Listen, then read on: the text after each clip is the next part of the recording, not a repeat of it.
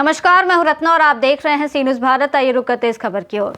धूले में महंगाई, बेरोजगारी, पेट्रोल गैस की कीमतों में बढ़ोतरी जैसे ज्वलन मुद्दों पर चुप रहकर देश में हिंदू मुस्लिम को बांटने की राजनीति करने का आरोप लगाते हुए AIMIM के राष्ट्रीय नेता अकबरुद्दीन ओवैसी ने धूले से प्रधानमंत्री नरेंद्र मोदी और केंद्र सरकार पर कड़ा हमला बोला। उन्होंने कहा कि देश का असली मुद्दा विकास है, नफरत नहीं, और वोटरों से संविधान और लोकतंत्र को बचाने के लिए सतर्क रहने की अपील की। अकबरुद्दीन ओवैसी धूले म्यूनिसिपल कॉरपोरेशन के 19 वार्ड की 71 सीटों के लिए हो रहे चुनाव के बैकग्राउंड में AIMIM की तरफ से रखी गई एक पब्लिक मीटिंग में बोल रहे थे। AIMIM ने इस चुनाव में 21 कैंडिडेट खड़े किए गए और ये मीटिंग उनके लिए कैंपेन करने के लिए रखी गई थी। ओवैसी ने कहा कि डेमोक्रेसी में सबके वोट की वैल्यू बराबर होती है। गरीब, अमीर, आम नागरिक, इंडस्ट्रियलिस्ट, सबको वोट देने का बराबर हक है, लेकिन अभी धर्म के नाम पर पॉलिटिक्स की जा रही है ताकि लोगों का ध्यान असली मुद्दों से भटकाया जा सके। मोदी सरकार पर निशाना साधते हुए उन्होंने आरोप लगाया कि देश के सामने बेरोजगारी, महंगाई, गैस और फ्यूल की कीमतें असली मुद्दे हैं, लेकिन इन पर बात करने के बजाय रूलिंग पार्टी हिंदू मुस्लिम झगड़ा, लव जिहाद, हिजाब, बीफ बैन, CAA, NRC जैसे मुद्दों से लोगों का ध्यान भटका रही है। उन्होंने कहा कि देश का मेन मुद्दा हिंदू मुस्लिम नहीं बल्कि रोजगार और महंगाई है। मीटिंग में उन्होंने कहा कि AIMIM वो पार्टी है जो मुस्लिम कम्युनिटी समेत सभी पिछड़े लोगों के हक के लिए लड़ती है और एकता और संगठन का मैसेज दिया।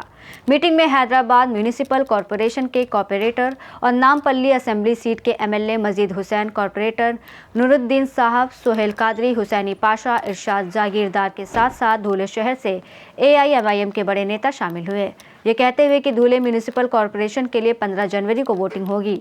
ओवैसी ने अपील की कि अपने समय में से 15 मिनट निकालकर वोट दे और मजलिस के उम्मीदवारों को जिताएं। उम्मीदवारान हैदराबाद से आए हुए मजलिसी जिम्मेदारान व तेलंगाना रियासत के रुकने असम्बली जनाब माजिद हुसैन साहब, सुनने वाले बुजुर्गों, नौजवान साथियों और मेरी इज्जत मां, पर्दा नशीन मां और बहनों, इंतखाबात का वक्त है और इंतखाबी सरगर्मियां अपने उरूज पर है और कल इंतखाबी सरगर्मियों का इख्तिताम होगा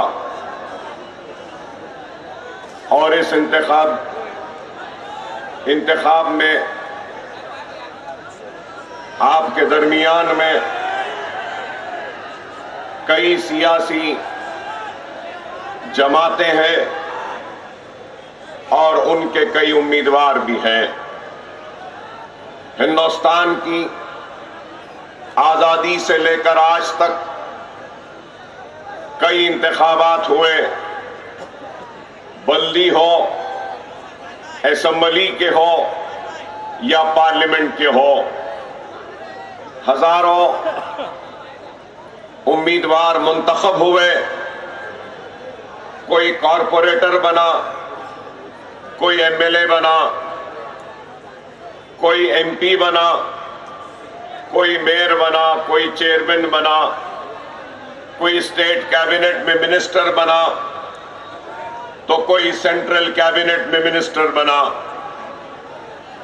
कई चीफ मिनिस्टर बने और कई वजीर आजम बने। जमहूरियत में सबसे बड़ी ताकत अगर कोई चीज की है तो वो वोट की है। वोट जमहूरियत में हर शहरी का हक है और इस हक को इस्तेमाल करने का 5 बरस में 1 मर्तबा मौका मिलता है और हम और आप बहैसियत हिंदुस्तानी शहरी अपने हक का इस्तेमाल करते हैं तो क्यों करते हैं? अपने हक का इस्तेमाल इस उम्मीद, इस तवक्को में करते हैं कि हमारा वोट हमारी आवाज बनेगा, हमारा वोट हमारी हक की लड़ाई लड़ेगा, हमारा वोट हमारे तहफ्फुज़ करेगा, हमारा वोट हमारे बस्तियों की खुशहाली की जमानत बनेगा, हमारा वोट हमको रोजी दिलाएगा। मेरे तहरीर का अगर कोई पैगाम है तो अपने मुल्क से मोहब्बत करो, मोहब्बत करो, मोहब्बत करो। अपने पड़ोसियों से मोहब्बत करो, मोहब्बत करो। ये मेरा पैगाम।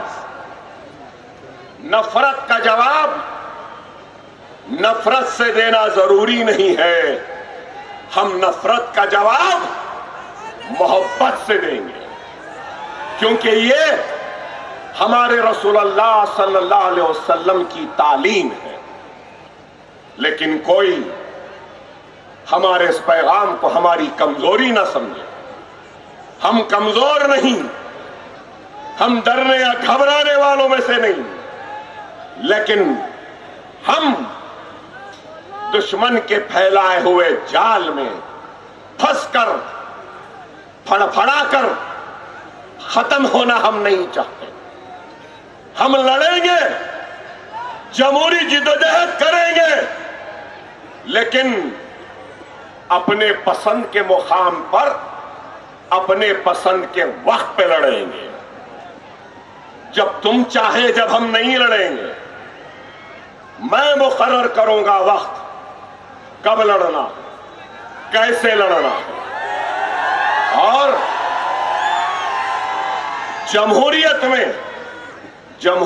में याद रखो, सबसे बड़ी जंग, सबसे बड़ी ताकत, सबसे बड़ी कामयाबी क्या होती है?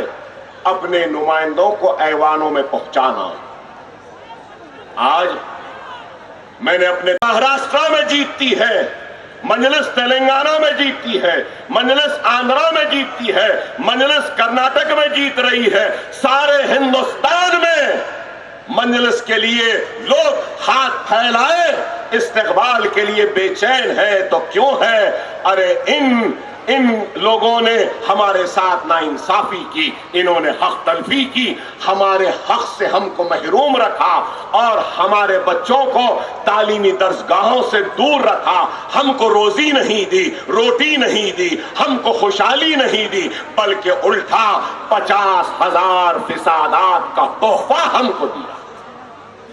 क्या यह बात गलत कि फिसादात के जरिए हमारी इज्जतें लुटी, इस्मतें लुटी, हमारी आबादियां खाक की ढेर में तब्दील हुए, सही बाप के खानों पर नौजवान की मैयत आ गई, हमारी बहनों की इज्जतें लुटी, हमारी बेटियों की आबरू लुटी, हमारे कारोबार जलकर खाक हो गए। अरे ये लोग ही जिम्मेदार हैं। मलियाबाद का फिसाद किसके दौर में हुआ? अहमदाबाद का फिसाद किसके दौर में हुआ? जबलपुर का फिसाद किसके दौर में हुआ? भिवंडी का फिसाद किसके दौर में हुआ? ये बंबई का फिसाद किसके दौर में हुआ? रोडकिला का फिसाद किसके दौर में हुआ? आगरा का फिसाद किसके दौर में हुआ? अजमेर का फिसाद किसके दौर में हुआ? जमशेदपुर का फिसाद किसकी दौर में हुआ? 50,000 फिसादात का तोहफा देने वाले का नाम कांग्रेस है। क्या इस बात से इनकार करेंगे? अरे हर किसी ने हमारा इस्तेसाल किया, इस्तेमाल किया, उसका नतीजा यह हुआ कि हम पिछड़ गए, कमजोर हो गए और आखिर में आ गए। इस हिंदू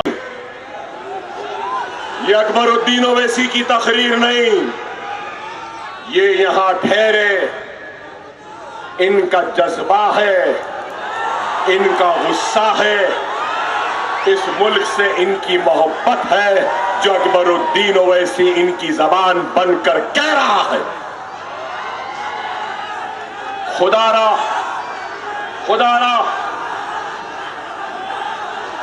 समझो मेरी बात को।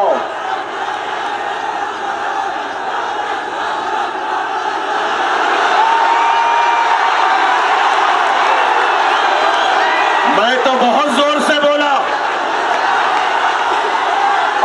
बोला तो सबकी हिल गई। अब आपकी बारी है, बोलो बोलो।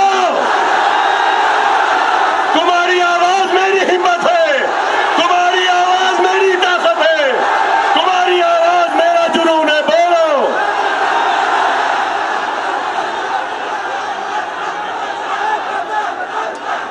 हाँ, देखा मोदी, क्या ताकत है हम में।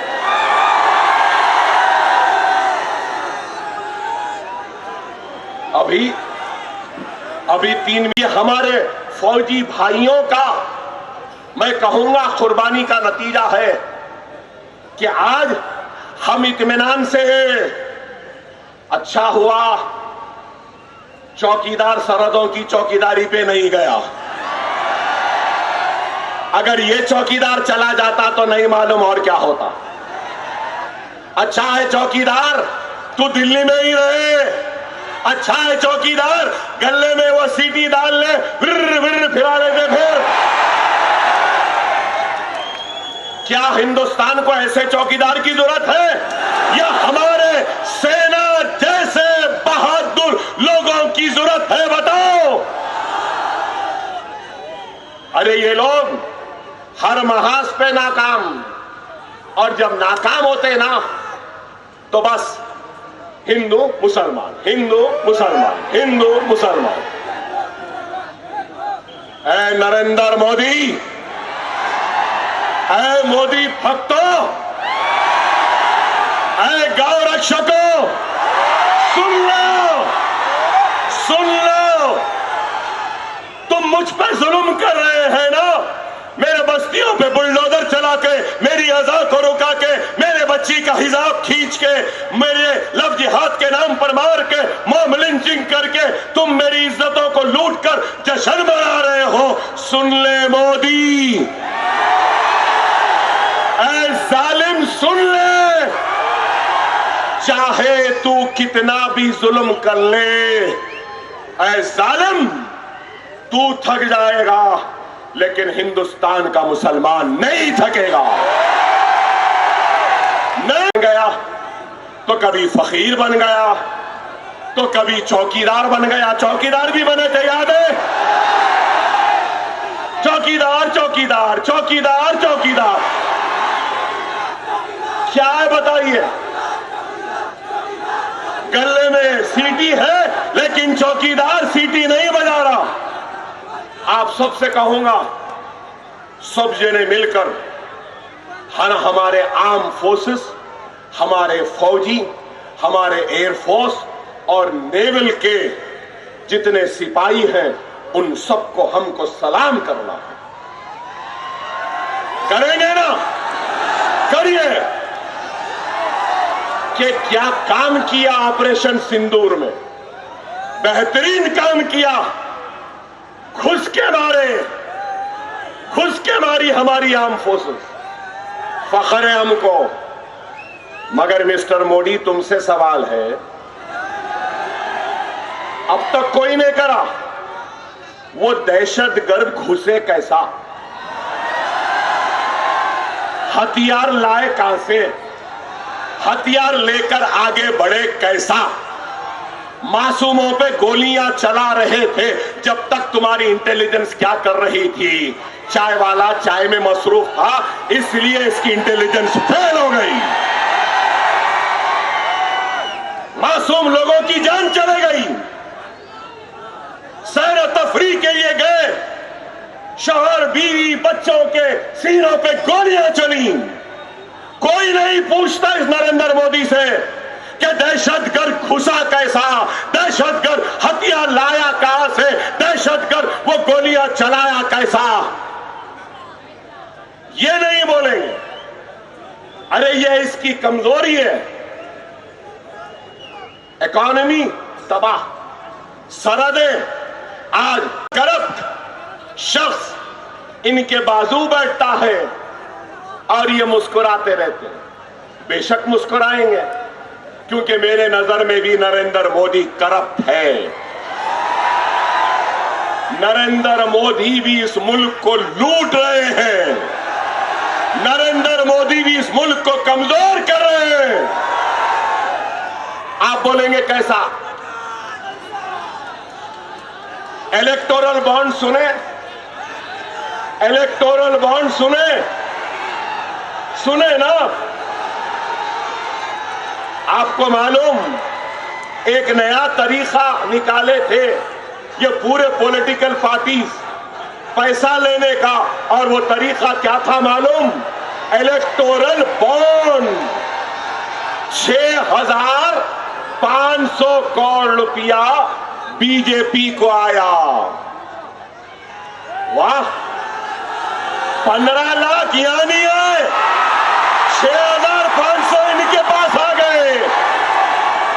फिर कहते हैं मैं गरीब हूं, मैं चाय वाला हूं, चाय की बंडी थी, चाय की केतली, चाय का पानी, चाय चाय चाय चाय, नरम चाय, गरम चाय, चाय का चूल्हा, चाय की केतली, चाय चाय चाय चाय।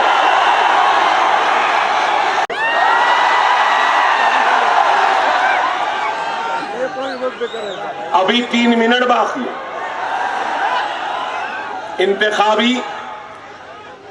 इंतखाबी सरगर्मियां कल कितने बजे? 5 बजे कल इंतखाबी सरगर्मियां 5 बजे बंद हो जाएगी ना? अल्लाह की शान देखो, अल्लाह की शान देखो, क्या शान है। मैं अपने सारे हिंदू भाइयों को मकर संक्रांति की मुबारकबाद देता हूं, मुबारकबाद देता हूं। हमारे पुलिस के भाइयों को भी मकर संक्रांति की मुबारकबाद। कल 5 बजे के बाद कोई जलसा नहीं, कोई नारा नहीं, इलेक्शन कैंपेनिंग बंद हो जाएगी। लेकिन अल्हम्दुलिल्लाह, अल्लाह की शान देखो, मोदी होने दो, शिंदे होने दो, फडणवीस होने दो, पवार होने दो, सब पतंग फैलाएंगे, सब पतंग फैलाएंगे। पंजा नहीं दिखेगा, घड़ी नहीं दिखेगी, कमल नहीं दिखेगा, पतंग दिखते रहेगी, दिखते रहेगी, दिखते रहेगी। सही है ना? तुम हमसे छीन रहे थे, अल्लाह ने हमारी निशानी तुम्हारे हाथ में दे दी। वाह, तुम हमारी मस्जिदों को छीने, अदा को छोड़े, अल्लाह वाला ले अकबर ओवैसी, असद ओवैसी का निशाने पकड़ लिए। अब वो अलग बात है, खिलाना नहीं आता, कन्ने डालना नहीं आता, मांझा सूतना नहीं आता, ढील देना नहीं आता, खींच मारना नहीं आता। आओ हम बताते हैं कि कैसा मांझा सूते, इतनी देर अच्छा सूते नहीं सूते? सूतिए ना, अच्छा सूते ना, पतंग खिला दिए ना। अब खाली क्या करना है? झुकाना है, खींचना है। कौन सी तारीख कोड डालना है? मर्तबा आया हूं, बार बार आने की ख्वाहिश को लेकर पहली मर्तबा आया हूं। आपके गम को बांटने के लिए बार बार आने का इरादा है। आपके खुशियों का हिस्सा बनने के लिए बार बार आने का इरादा है। दुनिया में बहुत लोग होंगे जिनके पास दौलत है, जिनके पास ताकत है, जिनके पास शोहरत है, लेकिन बहुत कम लोग होंगे जिनके पास इतनी मोहब्बत है।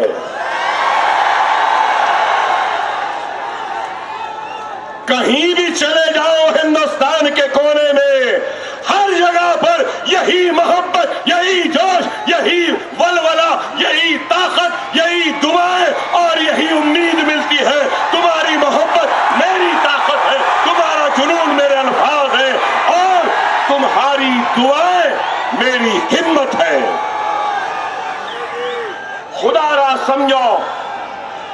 मैं तुमसे हूं, मेरी क्या हैसियत, मेरी क्या बिसात, कमजोर आदमी हूं, एक गोली है, ना मेरे गुर्दे अच्छे हैं, ना मेरे फेफड़े अच्छे हैं, कमजोर हो, 3 गोलियां मारी गई मुझे, चाकुओं से मारा गया, सत्तूर से, कुड़ाड़ी से मारा गया, लेकिन फिर भी खड़ा हूं, कमजोर हूं, लेकिन इस कमजोर जिस्म की ताकत का नाम मेरे मुसलमानों का इत्तेहाद है।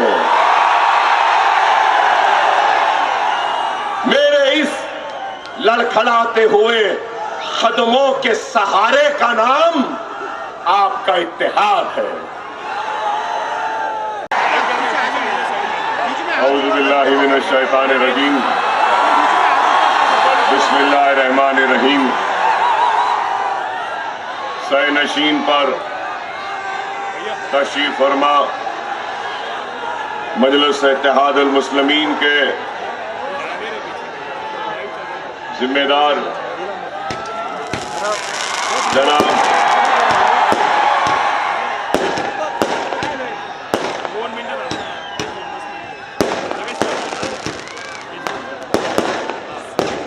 मजलिस इत्तेहादुल मुस्लिमीन के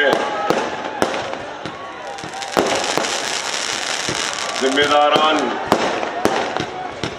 जनाब इरशाद जागीरदार साहब, जनाब शोएब मुल्ला साहब, जनाब इस्माइल पठान साहब और अंसारी। आगाज के वक्त कहा कि कई वजीर आजम आए, क्या हम मुसलमानों ने नेहरू को नहीं आजमाया? क्या हम मुसलमानों ने इंदिरा को नहीं आजमाया? क्या हम मुसलमानों ने लाल बहादुर शास्त्री को नहीं आजमाया? क्या मुसलमानों ने राजीव गांधी को नहीं आजमाया? क्या हम मुसलमानों ने मुरारजी देसाई को नहीं आजमाया? क्या हम मुसलमानों ने क्या वीपी सिंह को, चंद्रशेखर को, आई के गुजराल को, देवेगौड़ा को, मनमोहन सिंह को, पीवी नरसिम्हा राव को, सबको आजमाया? फिर क्या बात है कि इस मुल्क का सबसे पिछड़ा हुआ, सबसे कमजोर और सबसे आखिर में रहने वाला मुसलमान है, तो वो क्यों है? इसका जिम्मेदार कौन है? अगर आज मजलिस इत्तेहादुल मुस्लिमीन बिहार को जाकर जीतती है, मजलिस इत्तेहादुल मुस्लिमीन। महाराष्ट्र धुले से सीनू संवाददाता नीलेश परदेशी की रिपोर्ट। धुले म्यूनिसिपल कॉरपोरेशन के लिए वोटिंग 15 जनवरी को हो रही है। ओवैसी ने नागरिकों से अपील की है कि वो अपने लोकतांत्रिक अधिकार का प्रयोग करें और मजलिस के उम्मीदवारों को जीत दिलाएं। रिपोर्ट में फिलहाल इतना ही। देश और दुनिया की तमाम बड़ी खबरों के लिए आप देखते रहिए सी न्यूज़ भारत।